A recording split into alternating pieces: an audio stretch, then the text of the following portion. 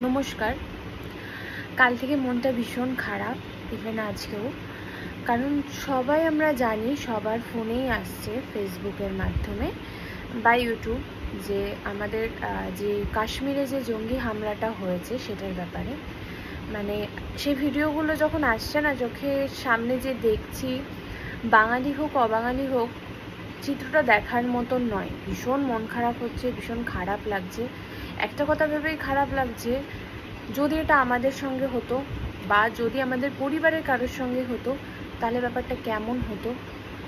ব্যাপারটা এটাই খারাপ লাগছে, আমি কোনো ধর্ম অধর্মে যাচ্ছি না।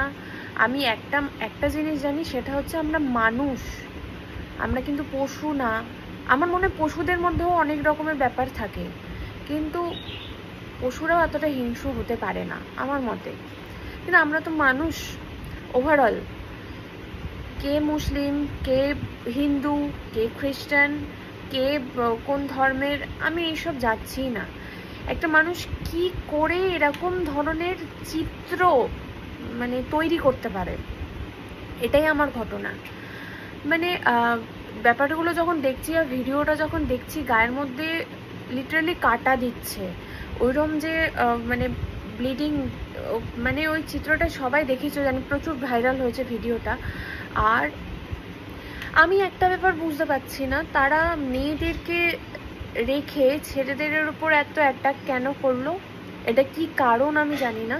তার মানে এটা বলছি না যে মেয়েদেরকেও মারাটা উচিত ছিল বা কেন মারেনি, উচিত দুটোকেই সমান করে দেখা, এটা আমি বলছি না। কিন্তু এইটার আমার মনে হয় অন্য কোনো রিজন আছে। কি রিজন আছে আমি জানি না।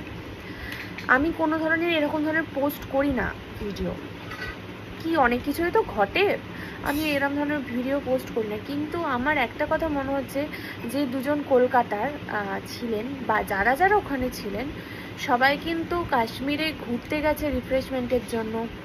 বা আমরা কেন ঘুরতে যাই, আমরা মজা করতে যাই, বা অনেক দিন কোথাও যাওয়া হয় না, ছুটি কাটানো, বাচ্চার ভালো লাগার জন্যও যেতে পারি, বা নিজেকেও একটু রিফ্রেশ হতে, এই এত কাজ সব কিছু ফেলে একটু রিফ্রেশ করার জন্য কিন্তু আমরা যাই কাশ্মীরের মতন জায়গায়। সেখানে মানুষ সেই কারণেই গেছে, আনন্দ করতে গেছে, সব কিছু করতে গেছে। কিন্তু তারা কি জানতো যে এটাই তাদের শেষ ঘোরা হবে?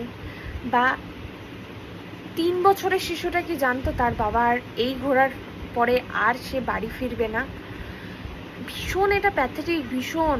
আর একজন তো শুনলাম যে হানিমুনে গেছে নতুন বিয়ের পর মানুষের কত স্বপ্ন থাকে, একটা হানিমুনে যায়, তারা নেক্সট প্ল্যানিং করে যে কার কোথায় ঘুরতে যাব, আর কি করব। বা একটা ঘোরার পিছনে মানুষের 1-2 মাস আগে থেকে তো আমি জানি না কারোর হয় কিনা, আমার তো হয় যে 1-2 মাস আগে থেকে প্রচণ্ড আমি এক্সাইটেড থাকি যে কি পরবো, কোন দিন কোনটা পরবো, ট্যুর প্ল্যান, এটা নিয়ে প্রচণ্ড এক্সাইটেড।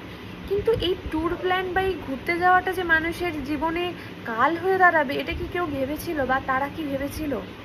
একটা নতুন সদ্য বিবাহিত জীবনের কি এটাই তার পাওনা? তার তো কোনো দোষ ছিল না। কেউ যদি যদি দোষে সে যদি মারা যেত, সেটা আলাদা ব্যাপার ছিল। তার তো কোনো দোষ ছিল না, সে নিজেও জানে না যে আমি কি দোষ করেছি।